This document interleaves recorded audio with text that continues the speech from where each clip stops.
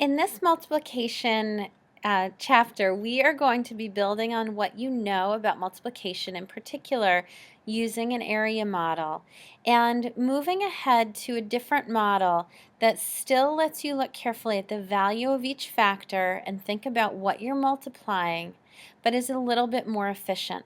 That method is called the partial products method, and that's what we're going to take a look at today. Eventually, we're going to move from the partial products method to the standard algorithm, which many people feel is the most efficient way to multiply. So we're going to start with an area model that you've been working on. Okay, so this area model is for the problem 34 times 27, and I've broken the factors down into tens and ones that are easy to work with. 30 and 4, 20 and 7. And I'm going to start by multiplying each pair of factors together in the grid. I multiply 20 times 30. Let's see, I know 2 times 3 is 6.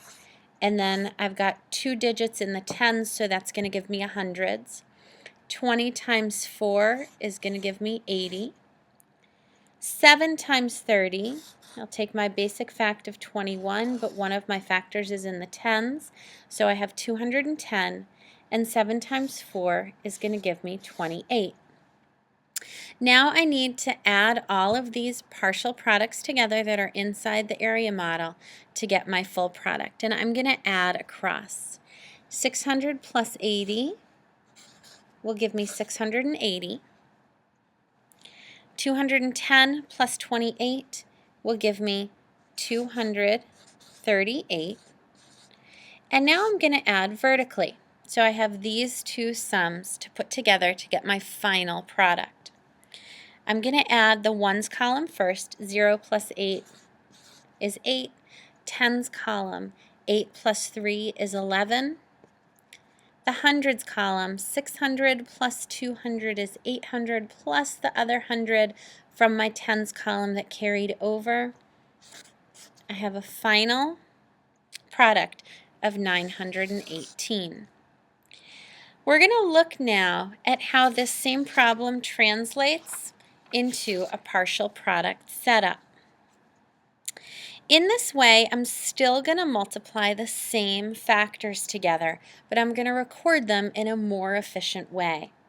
I can start either with the tens or the ones, and in this case, I am going to start with the tens, and I'm going to start by multiplying 20 times 30, and that's going to give me 600.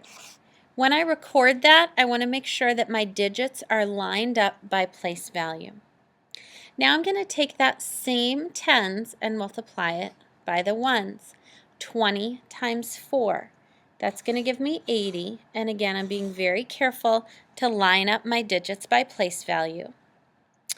Now I need to multiply my tens here by the other ones. 30 times 7. That's going to give me 210. And my final multiplication that I need to do is 4 times 7, and that's going to give me 28.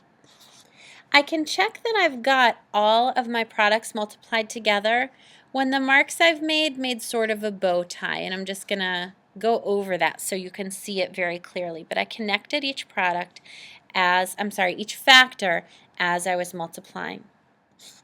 Now I'm going to still tally my partial products until I get the final product, and I'm going to go by place value. All those zeros plus 8 is 8. In the tens column, I have 80 plus 10 plus 20. That's going to give me 110. I'll carry that 100. And then I have 600 plus 200 plus 100 is 900. You can look at the two examples next to each other and see that the partial products in the area model can be recorded vertically. You're going to try this now on your own practice, and then be ready to bring in any observations or questions to class tomorrow. Have fun!